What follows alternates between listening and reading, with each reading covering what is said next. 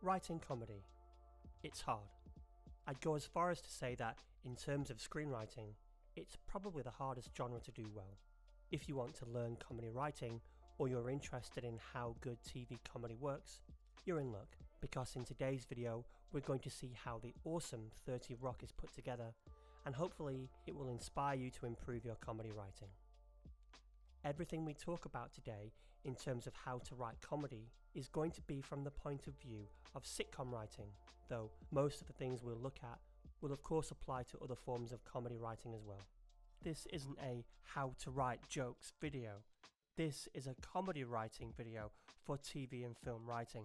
How character, plot, structure and tone provide a platform to feed joke potential. We're going to look at how writers use theme by asking what if to drive multiple plot lines, which feed comedy. Then, using these plot lines, how writers structure a sitcom episode. There's definitely a few surprises there. And finally, and most importantly, we'll look specifically at what drives the comedy and where comedy comes from in comedy writing, so make sure you stick around for that.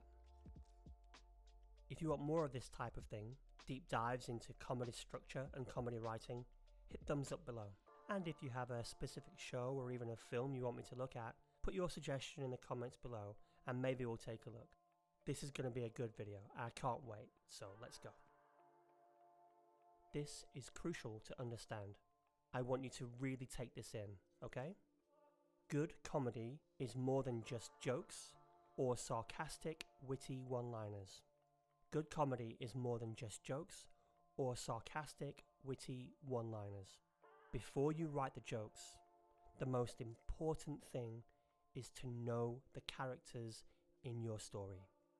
We'll go into this a little later on in the video, but once you know your characters, you can put them into situations and you'd understand how they would react in those situations, and then jokes come from that. We might as well pick a specific TV comedy to look at when looking at how to write comedy. So, 30 Rock, from Tina Fey and Robert Carlock. It's genius, easily one of my favourite sitcoms. They wrapped it up a few years ago now, which is a shame, but they went on to make other amazing things like The Unbreakable Kimmy Schmidt on Netflix, which is very similar in tone, as you'd expect. And the tone of 30 Rock is very, well, ridiculous.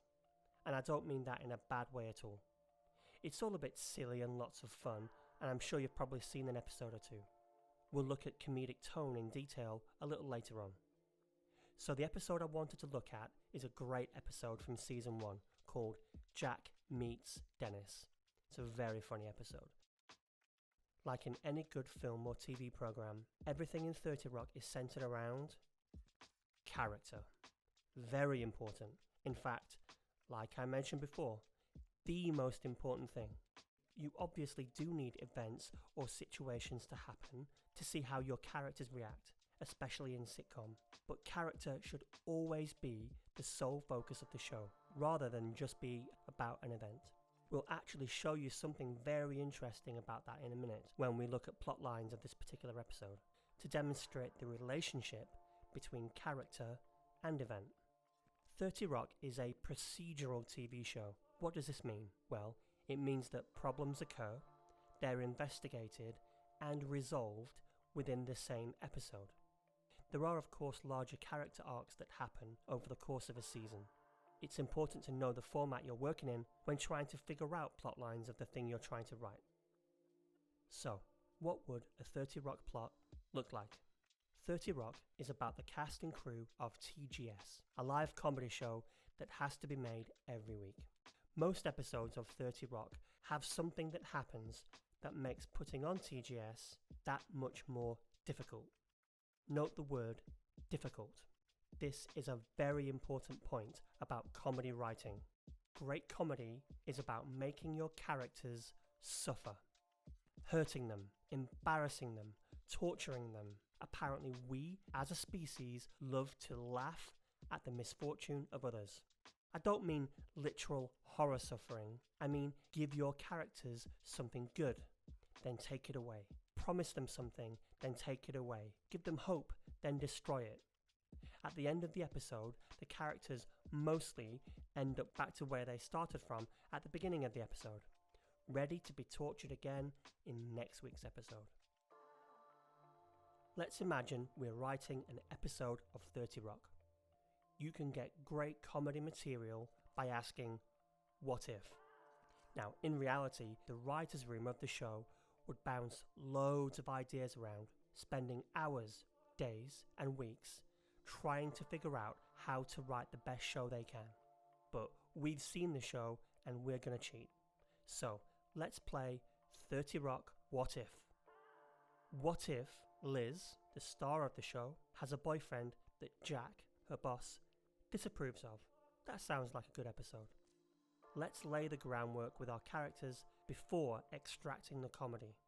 So why does Jack disapprove? Well, he likes Liz. He has high hopes for her. He could think that maybe she deserves better, and being with this guy, Dennis, will be a decision that she'll come to regret. How would Liz react to that? What would the character of Liz do? Well, as a character, Liz loves to put the world to rights. She thinks that she can figure life out and have it all.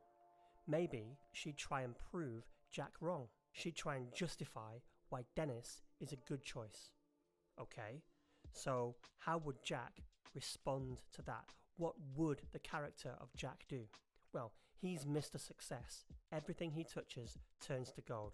And he thinks that Liz could be the same. He thinks that Liz could be better than she currently is. He'd try and show her why he's right and she's wrong, and she would regret not listening to him. And what if that could be the theme of the episode? Decisions you regret. It's good to have a theme. It keeps everything tied together and coherent. Unless it's a specific choice, we don't want things to get too messy and random. Moving on, there are more characters in the 30 Rock world. We have a supporting cast to think about. So maybe, if possible, the supporting characters should also fit into the theme. Decisions you regret. How could the supporting characters make decisions they would later regret? Remember what we said before about the ongoing 30 Rock jeopardy of putting on a TV show? Maybe the supporting characters' decisions would put the show in jeopardy. What if the three main cast members of the show, Tracy, Jenna, and Josh, make decisions that affect their physical appearance? What if each one of their faces could be messed up and they couldn't be on TV, putting the show in jeopardy? They'd certainly regret that, being famous celebrities and all. Too funny. But who are these characters? What would they do? Well, Tracy is a crazy celebrity who doesn't live in the real world like the rest of us. What if his crazy celebrity status is under threat? And what if he does something crazy to prove that he's not normal? Like, get a tattoo on his face. That would panic everybody on the show for sure. We know that Jenna is vain and shallow. She doesn't want to get old and lose her looks. She believes that her looks define her. So, what if, to preserve her looks, she gets an extreme face treatment? And Josh, well, he's not a prominent character. He's a side character that does impressions. What if we have him do an impression of somebody, but as we talked about, comedy is about torture. What if the person he does an impression of dislikes it and they beat him up, and that messes his face up? It would actually be more torturous to make the impression personal to him. It should be of somebody he admires, therefore making the upcoming pain even worse. All this creates chaos on the show, as per usual, and Liz and producer Pete have to somehow sort all this out in time for filming of TGS. So there we have the bones of our episode and our plot lines. Normally, in TV comedy, we'd get 3 plot lines, A, B and C. But this is obviously flexible if it means telling the best version of the story. In this case, to accommodate Josh's story. So we have 4, A, B, C and D. Great, that's our episode. How to structure it. When these guys were sat writing an episode of 30 Rock, I doubt very much that they had a formula or a how to write comedy manual in front of them. It's obvious that these things come naturally to top writers who are practiced and very experienced. But let's grab the script for this episode and see how they did it. Remember what we said earlier about procedural TV? Barring any larger series story arcs, episodes are about problems that are investigated and resolved in one show. Well, that's how each episode is structured. But this is comedy writing. Remember what we said before? We have to make the characters feel pain. So it's perhaps altered like this. You have problems, you compound the problem, you make it worse, and then you get their hopefully funny reaction and then resolve the plot.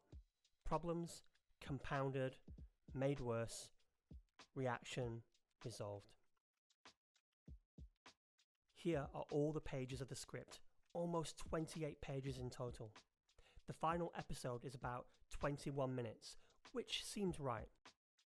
Fast-paced TV comedy doesn't tend to conform to the one page of script per 1 minute of screen time rule in screenwriting. And here we break down the script into scenes. I've split pages up to give us visualizations of the number of pages per scene. You'll see why in a second. But this is interesting. We have 22 scenes for about 21 minutes of TV. Obviously, some scenes are longer than a page, and some scenes are shorter than a full page. Let's look at how these scenes work with our 4 plot lines.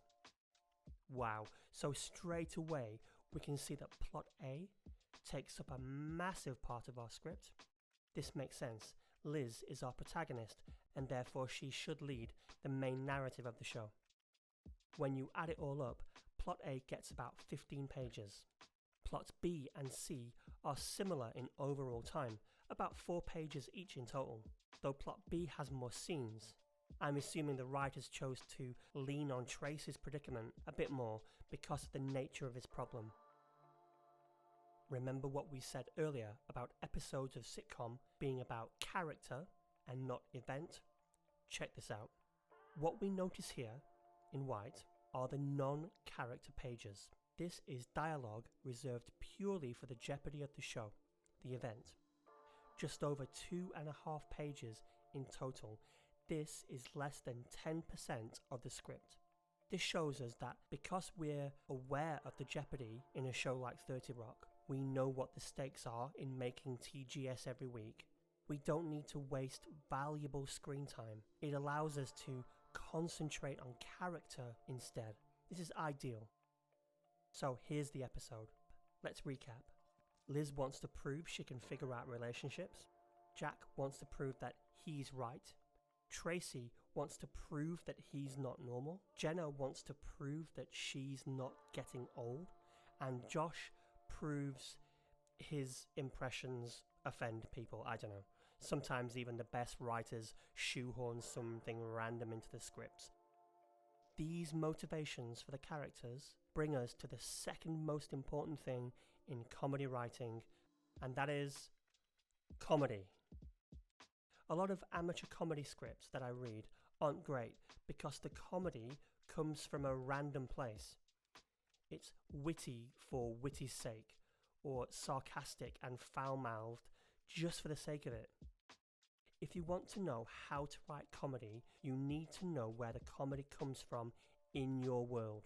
And 30 Rock 100% knows where its comedy comes from. Let's look at the characters again and see what drives their comedy. Liz thinks she's got everything figured out. By nature, she's a problem solver. She doesn't like to rely on others. She loves food and is uncomfortable with affection. We called and we went out and it wasn't too weird. And how is the sex? Fast and only on Saturdays. It's perfect. Jack thinks he's the epitome of success and American capitalism. He thinks that others should want to be just like him. Business is his religion. He needs to reach the top at all costs. He exists in a secret world of elites that would seem unreal to the rest of us. Do you know why Jack Welch is the greatest leader since the Pharaohs? Because he didn't only involve himself in our work lives, but our personal lives as well.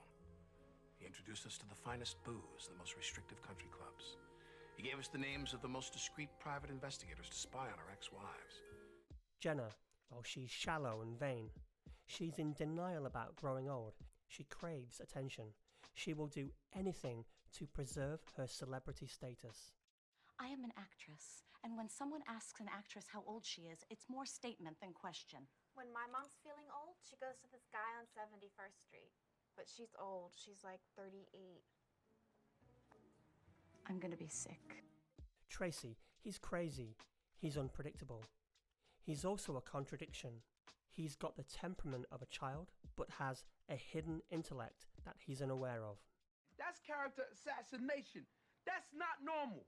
It only looks like I'm walking out of a Starbucks when actually I'm doing a robot going backwards into a Starbucks. And I don't even know who dog that is. Josh, well, he's simple and doesn't really engage his brain. I guess the more prominent the character in the show, the more complex they need to be. I'm just glad you weren't offended by my impression. Oh, but I was. Deeply. I'm here to give you the gift of pain.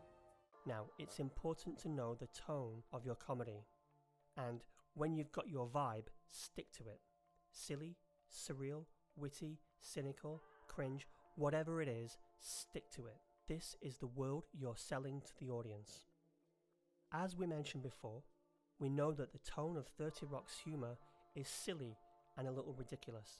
So some of the jokes are going to be a bit silly and a bit ridiculous, a bit extreme. But no matter what, their jokes are seeded from their personality, from the character's personality. So back to the script.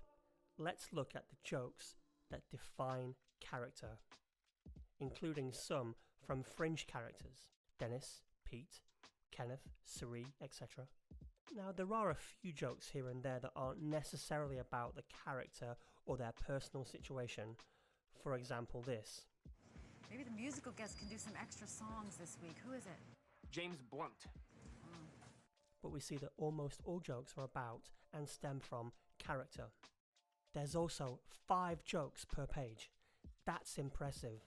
This shows us something about comedy writing or just screenwriting in general. Economy of dialogue. No loose fat. Everything should be streamlined. Get into the scene, get straight to the point, and get out of the scene as soon as it's done its job in moving the story along. Preferably, when you look at comedy writing, get out of the scene with a laugh. Writing economically should be the case anyway when writing anything. Lose anything that doesn't move your story forward. But 30 Rock does this extra efficiently. And there you have it. Our How to Write Comedy 30 Rock. I hope you've learned something that improves your comedy writing. If there's another comedy or sitcom that you'd like me to look at, comment below. Please hit the thumbs up. It really does help these videos to be found. I would really appreciate it. Please also subscribe and hit the bell notification so you're always informed immediately when we drop a new video. Thanks for watching. See you on the next one.